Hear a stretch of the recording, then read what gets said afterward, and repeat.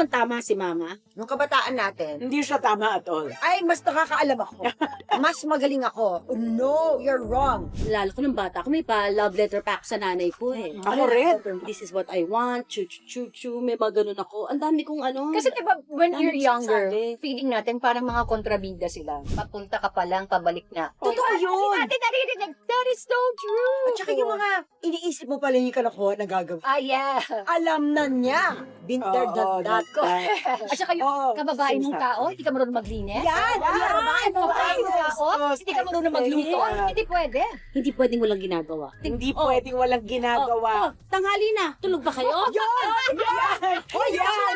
Gising na! Ano nga kanyang siya, nagtatain ng pera? Sinabi ko rin yan.